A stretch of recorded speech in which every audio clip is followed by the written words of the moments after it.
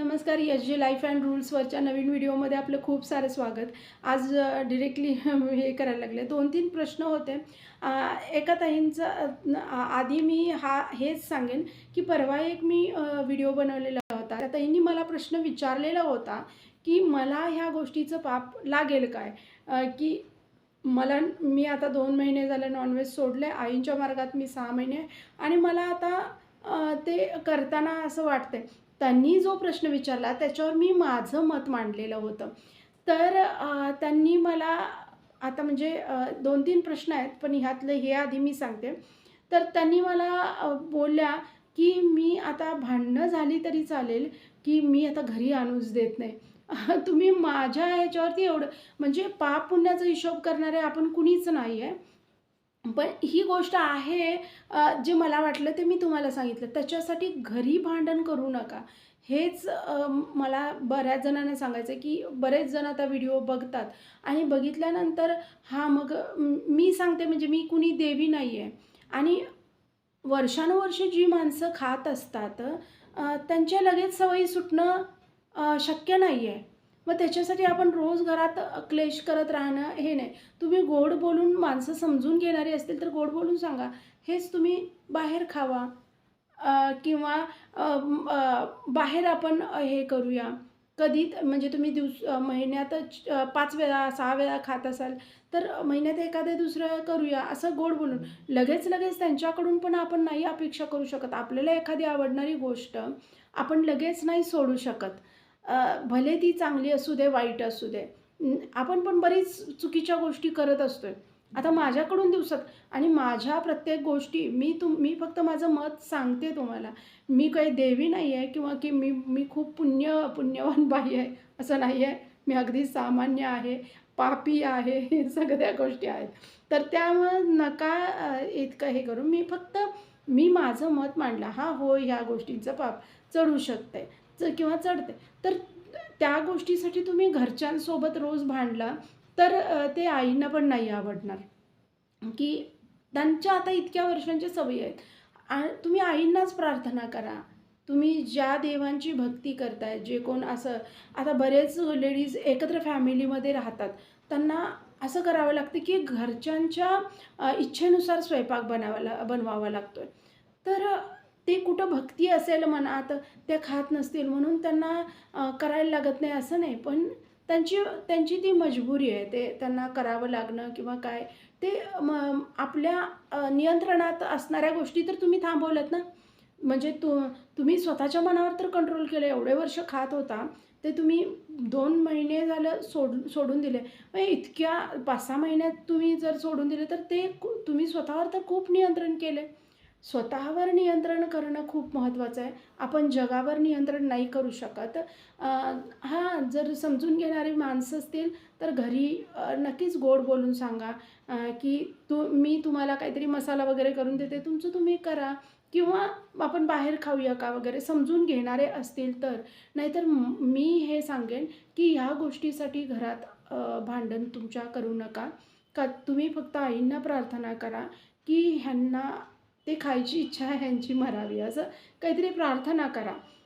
पण असं काही करू नका, की मी आता त्या बोलल्या डायरेक्ट, की भांडण झालं तरी चालेल, पण मी आता आणूच देणार नाही. पण असं नका करू, का तर त्याचं पाप मला लागेल, की माझ्या बोलण्यावरून मी कुणी देवी नाही. मी परत आणि एकदा सांगते, की मी एक सामान्य आहे.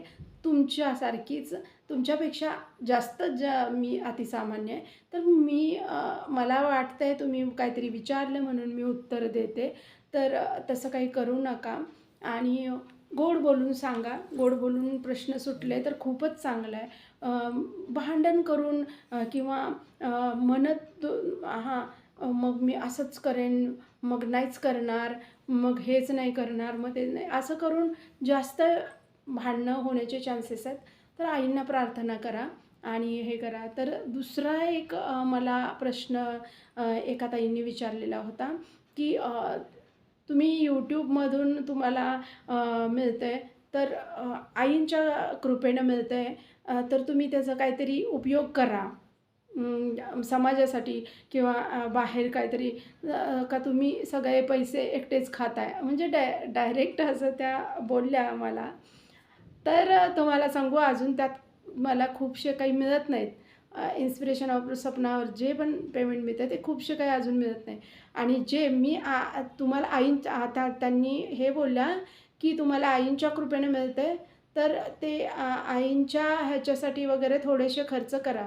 का तुम्ही सगळे एकटेच हे करताय. तर मी तुम्हाला सांगेन, मी जे पण काम करते, ते आईंच्याच कृपेनं करते. जेही काही काम करते ते. मी हे काम करू दे, मी दुसरं काम करू दे, त्यातनं पण मिळणारे पैसे, ते पण काम मी आईंच्याच कृपेनं करते. आणि त्यातनं पण मिळणारे पैसे हे आईंच्याच कृपेचे आहेत. मी कुठलंही काम करू दे, मी हे काम करू दे. आणि असं नाही आहे की व्हिडिओ बनवणं आणि शेअर करणं खूप सोपं काम आहे, असं नाही आहे. त्यालाही खूप वेळ द्यावा लागतो, त्यालाही मेहनत.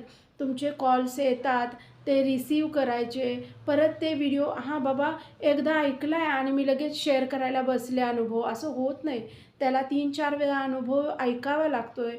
तो कसा मांडायचा विचार करून मग तो मांडावा लागतो आहे. जर समजा चुकलं किंवा वाटलं अरे एखादा भाग राहिला आहे त्यांचा शेअर करायचा, तो परत डिलीट मारून परत ते हे करावं लागतं आहे. थोडं खूप जास्त काही मी एडिटिंग करत नाही, पण थोडंफार तरी एडिटिंग वगैरे गोष्टी करून मग ते शेअर करावं लागतं. खूप वेळ जातो या गोष्टींमध्ये सुद्धा. तुम्ही असं डिरेक्टली बोलू नका, की आईंच्या जीवावर तुम्हाला, आईंच्याच जीवावर आहे. माझं जे पण आहे ते आपण सगळेजणच जे भक्त म्हणून घेतोय, कुठल्याही मार्गातले असू देत, आईंच्या मार्गातले असू देत, इतर कुठल्या मार्गातले असू देत, प्रत्येक माणूस आपल्या गुरूंच्या आणि आपल्या देवाच्या जीवावरच खात असतोय. म्हणजे संधी देणं त्याचं काम आहे. आणि मग ते आपल्याला हात, पाय, नाक, डोळे, बुद्धी हे दिले, त्याचा वापर करून आपण ते काम करणं हे आपलं काम आहे. तर ते करावं लागतंय. आणि मला त्यातनं अजून खूपसं काही मिळत नाही आहे. खूपच जास्त मोठी रक्कम येते असं काही समजू नका. जे व्हिडिओ बनवतात वगैरे त्या लोकांना माहिती असेल. आणि त्यातनं मी काही करणं कुणासाठी, समाजासाठी, तर ते मी आता जर समजा तुम्हाला दाखवलं तरी तुम्ही हे बोलाल किंवा तुम्हाला असं वाटेल, की तुम्ही म्हणाल, की ही खाते, सॉरी, ही हे करते, तर हे दाखवते. सॉरी मी बोलायला चुकलं. ही दाखवते, करते तर ही जगाला दाखवते, असं पण तुम्ही म्हणाल. आणि बरं मी ज्यावेळेला म्हणजे काही आईंच्यासाठी किंवा कुठल्याही आईंच्या मार्गातून ह्याच्यामधून मिळालेले पैसे मी कुठल्या ह्याच्यासाठी जर वापरले, तर प्रत्येक गोष्ट तुम्हाला सांगितली तर तुम्ही हेच म्हणणार आहे, की आईंचा पैसा आहे, आणि आईंच्याच कृपेनं मिळालेला आहे. आणि ही काय मोठेपणा दाखवते, की हिनं म्हणजे हे केलं. तुमच्याकडूनच हे येतील. तर आणि खूपसं काही मला अजून खूप जास्त मिळतंय असं काहीच नाही आहे त्याच्यामधून. हे पण मी सांगते. तर थोडंसं बोलताना हे करा, की आणि जर असं वाटलं मला, की खूप मोठी हे झालेली आहे अमाउंट, त्यावेळेला मी तुम्हाला नक्की सांगेन. आणि त्यावेळेला मी विचार पण करेन काहीतरी. आणि असं काही नाही आहे, की जे पण मी काम करते ते आईंच्याच कृपेनं करते. आणि ह्यातनं असू दे किंवा त्यातनं असू दे, जे पण मिळते ते आईंच्याच ह्याच्यावरती मला मिळत आहे. आईंच्या कृपेनं कृष्णच माझ्याकडे ते पैसे देत आहेत. जे पण कुठल्याही मार्गातून मी कमवू दे, ह्या मार्गातून कमवू दे, त्या मार्गातून कमवू दे, हे काम करून मिळवू दे किंवा ते काम करून मिळवू दे, कुठलंही काम करू दे, ते त्यांनीच मला देत आहेत. तर असं नका प्लीज बोलू. ते हे एक बोलायचं होतं मला. आणखी एक क्वेश्चन आहे, तर तो मी नंतर हे करेन, घेईन. का तर व्हिडिओ खूप मोठा होईल ह्याच्यावरती. तर मी सांगितलेलं 7:30 वाजता व्हिडिओ येतील ह्या चॅनलवरती. तर 7:30 होत नाहीत, थोडंसं लेट होतं आहे. तर समजून घ्या, मी इतर कामंसुद्धा असतात, तर त्याच्यातून व्हिडिओचं काम वगैरे करते.